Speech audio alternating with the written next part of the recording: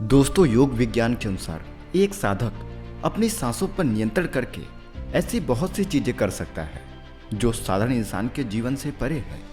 योगिक परंपरा में तो ये भी कहा गया है कि अपनी सांसों को घंटों तक रोककर एक आदमी एक नए मानवीय आयाम का अनुभव कर सकता है। ऐसी बहुत सी बीमारियां जो जानलेवा हो सकती हैं या जिनका कोई इलाज नहीं है, उन्हें केवल अपने मन और दिमाग पर नियंत्रण रखकर ठीक किया जा सकता है।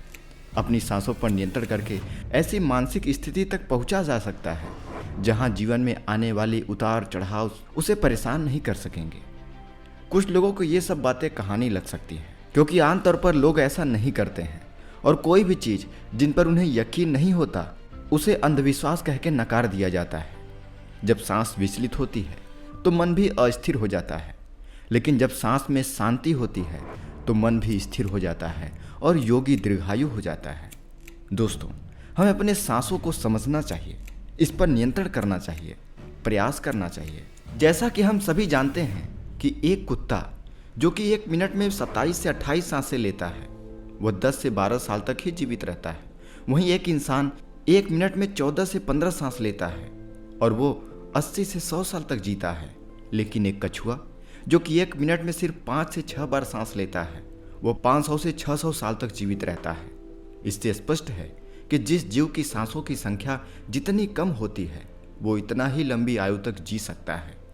इसी चीज को समझकर हमारे पूर्वजों ने सांसों की संख्या को कम करने, उसकी गहराई को ज़्यादा करने के विज्ञान पर काम करना शुरू कर दिया था, क्योंकि वो समझ गए थे कि इंसान को जीवन जीने के लिए साल या महीने नहीं, बल्कि एक निश्चित सांस की आवश्यकता होती है और सांसों को लेने की गति को कम करके जीवन को लंबा किया जा सकता है।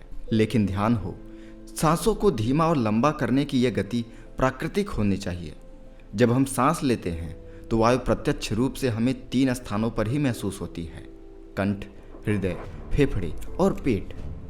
मस्तिष्क में गई हुई वायु का हमें पता ही नहीं चलता। कान और आंख में गई हुई वायु का भी कम ही पता चलता है। श्वसन तंत्र से भीतर गई वायु अनेक प्रकार से विभाजित हो जाती है, जो हमारे शरीर के अलग अलग क्षेत्र में जाकर अपना कार्य करके पुनः भिन्न भिन्न रूप में बाहर निकल आती है। यह सब इतनी जल्दी होता है कि हमें इसका पता ही नहीं चलता।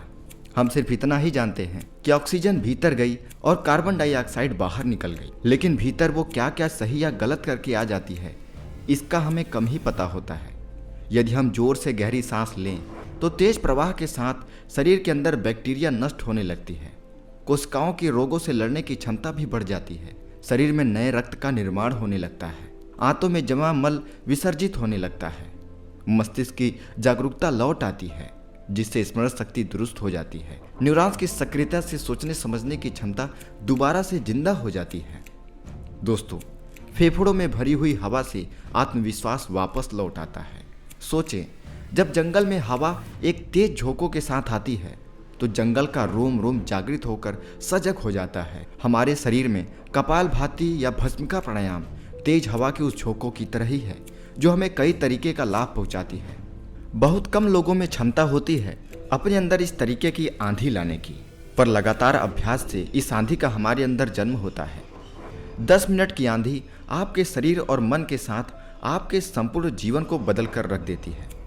आजकल अधिकतर लोगों की सांसें उखड़ी और बिखरी हुई रहती हैं, उथले फुथली रहती हैं या फिर तेजी से चलती हैं। लोगों को ये पता ही नहीं चलता कि उनकी सांसें किस प्रकार चल रही हैं। दोस्तों, जब हमारे अंदर क्रोध का भाव उठता है तो सांस बदल जाती है। वहीं पर जब काम वासना का भाव उठता है तब भी सांसें बदल जाती हैं। हमारे प्रत्येक भाव और विचार के साथ हमारी सांसें बदलती रहती हैं। इसके साथ हमारे खान पान और रहन सहन से भी यह बदलती रहती हैं। असल में हमारी सांसों का हमारे मन की स्थिति और हमारी शारीरिक अवस्था से सीधा संबंध होता है। इसीलिए हमारी सांस हमारे जीवन को डायरेक्ट प्रभावित करती रहती है। इसीलिए हमें इसे समझना चाहिए और पूरा योग विज्ञान सांसों को सही तरीके से लेने पर ही टिका है, क्योंकि सही तरीके से सांसें लेने से, इस पर ध्यान केंद्रित करने से हम जीवन के गूढ़ रहस्य को, ब्रह्मांड के गूढ़ रहस्य को जानने लगते हैं। हमारे अंदर एक अलग ऊर्जा उत्पन्न होने लगती है सिर्फ अपनी सांसों पर ध्यान केंद्रित करने से। यदि हम सही तरीके से सांस लेना सीख जाते हैं तो हमारा जीवन जादू की तरह बदल जाएगा। कहा जाता है कि जैसा हमारा मन होता है, हमारी सांसों की गति भी वैसी ही हो जाती है। या फिर जैसी हमारे सांसें होंगी वैसे ही हमारी मनोदशा हो जाएगी। यानी हमारी सांसों से सब कुछ जुड़ा हुआ है। जो हमारे भीतर घटता है वो भी और जो हमारे बाहर घटता है वो भी। जीवन में घटने वाली हर एक चीज सांसों से जुड़ी हुई है। हर एक घटना का हमारी सांसों से गहरा संबंध होता है। मतलब कि अपनी सांसों की गति पर नियंत्रण करके अपने मन और विचारों पर नियंत्रण किया जा सकता है। अगर तुम किसी सच्चे साधक को ध्यान से देखो तो तुम्हें उसके चेहरे पर एक गजब का ठहराव दिखेगा, एक सच्चाई होगी। बुरी से बुरी परिस्थिति में भी वह खुद को स्थिर और शांत रख सकता है। एक योगी अपनी भावनाओं को नहीं दबाता, बल्कि वो अपने सांसों पर नियंत्रण हासिल करता है, जिसकी वजह से उसके जीवन में एक अलग परिवर्तन आता है। सांसों को नियंत्रण करते ही वो अपने मन पर नियंत्रण कर लेता है, और जिस आदमी का मन उसके नियंत्रण में हो उसके पास किसी भी समस्या का समाधान होता ही है। कई बार हमें ऐसा सुनने में आता है कि अमुक आदमी, वो महात्मा 150 साल, 200 साल, 250 साल या 300 सालों तक जीवित रहते हैं। तो आखिर वो इतने लंबे समय तक खुद को जीवित कैसे रख पाते हैं? असल में इसका मूल कारण है सांसों पर नियंत्रण करना। उनका नियंत्रण अपनी सांसों पर होता है, जिसे प्राण ऊर्जा भी कहते हैं। प्राण ऊर्जा हमारे चारों तरफ है। इसे कितनी मात्रा में लेना और छोड़ना है यह एक योगी अच्छी तरीके से जानता है, और वो इस काम पर बहुत हद तक महारत हासिल कर लेता है। इसलिए वो इस प्राण ऊर्जा का उपयोग अपनी जरूरत के हिसाब से करता है और खुद को दीर्घायु बना सकता है। अगर तुम अपने शरीर को स्वस्थ रखना चाहते हो, सामान्य आदमी से अधिक क्षमता चाहते हो, तेज बुद्धि चाहते हो, तो तुम्हें अपनी सांसों को समझना होगा, उन्हें नियंत्रित करना होगा, और उन्हें नियंत्रित करते ही तुम्हारे जीवन में सब कुछ व्यवस्थित हो जाएगा। असल में जीवन में डर, चिंता और परेशानी जैसी कोई चीज़ नहीं होती। यह सिर्फ हमारे मन की भावनाओं की उपज है, और हमारे मन की भावनाओं को केवल एक ही चीज़ नियंत्रित कर सकती है, वो है हमारी सांसें।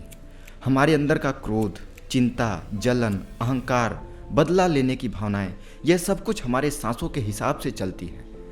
अगर हमारी सांसों पर हमारा नियंत्रण है तो ये सभी विकार हमारे नियंत्रण में हो जाते हैं। सांस हमारे शरीर और हमारे मन के बीच एक पुल का काम करती है। अगर हमें अपने मन तक पहुंचना है, उसके विकारों को समझकर उसे दूर करना है, तो हमें अपनी सांसों को समझना होगा।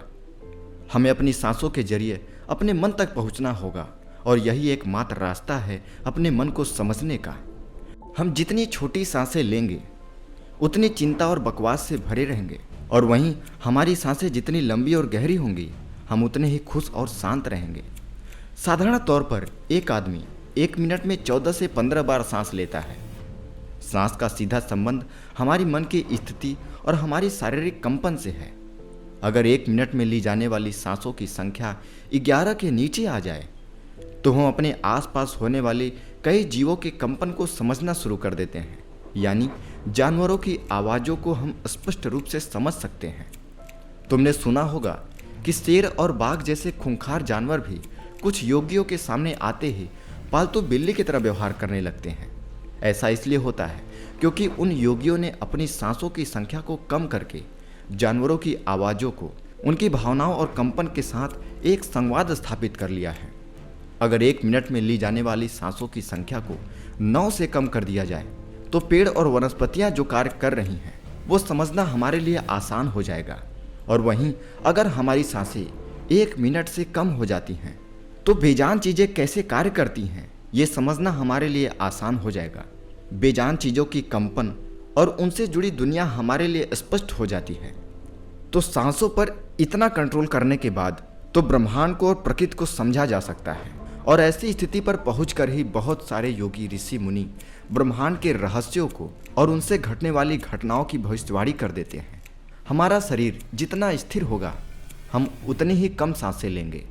अगर हम अपने पूरे शरीर को एक निश्चित स्तर पर ले जाएं और बहुत तेज सांस ना लें तो हमारा बोध बढ़ता चला जाता है।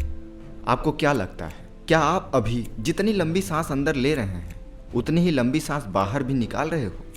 नहीं। सामान्य स्थिति में हम जो सांस अंदर लेते हैं उसकी लंबाई 10 अंगुल होती है, और सांस बाहर निकालते समय उसकी लंबाई 12 अंगुल हो जाती है। यहाँ 1 अंगुल का मतलब 1 अंगुली मोटाई से है। हमारी रोज़मर्रा की ज़िंदगी में कुछ काम ऐसे होते हैं जिन्हें करते समय जितनी लंबी सांस हम अंदर लेते हैं उससे कई गुना ज़्यादा लंबी सांस बाहर निकल जाती है। भोजन करते समय बाहर निकलने वाले सांस की लंबाई 16 से 17 अंगुल की होती है। तेज चलते समय इनकी लंबाई 22 से 24 हो जाती है और दौड़ते समय निकलने वाली सांसों की लंबाई 45 से 50 अंगुल तक हो जाती है। संभोग करते समय 50 से 60 अंगुल और सोते समय यानी नींद में बाहर निकलने वाली सांसों की लंबाई 60 से 70 अंगुल तक पहुंच जाती है। इसलिए हमारे शास्त्रों में काम और क्रोध पर नियंत्रण करने की बात कही गई है, क्योंकि यह हमारी प्राण शक्ति को छीण कर देती है। सांस को इंसान की प्राण शक्ति भी कहा जाता है। जब एक 200 वर्षीय व्यक्ति से उसकी लंबी आयु का राज पूछा गया तो उसने 2 चीजें बताई। पहला, नाभि तक भरपूर सांस लें और दूसरा, रीढ़ की हड्डी को हमेशा सीधा रखें। यह साधारण सी लगने वाली दोनों बातें योग और प्राणायाम की दृष्टि से बहुत ही महत्वपूर्ण है। असल में शरीर के अंदर जाने वाली सांस की लंबाई कम और बाहर निकलने वाली सांस की लंबाई ज़्यादा होती है। यदि किसी तरीके से बाहर निकलने वाली प्राण वायु की लंबाई को कम कर दिया जाए तो लंबी उम्र को प्राप्त किया जा सकता है। सूर्य शास्त्र के अनुसार यदि बाहर निकलने वाली प्राण वायु की लंबाई 1 अंगुल कम हो जाए तो व्यक्ति निष्काम हो जाता है, उसके अंदर काम खत्म होने लगती है।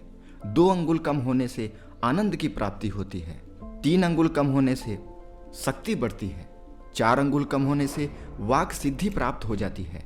5 अंगुल कम होने से आदमी को दूरदृष्टि प्राप्त होती है। 6 से 7 अंगुल कम होने से साधक के अंदर अति तीव्र गति से चलने की शक्ति आ जाती है। वो कुछ ही पलों में एक स्थान से दूसरे स्थान पर पहुंच जाता है। 8 अंगुल कम होने से साधक को 8 सिद्धियां प्राप्त हो जाती हैं।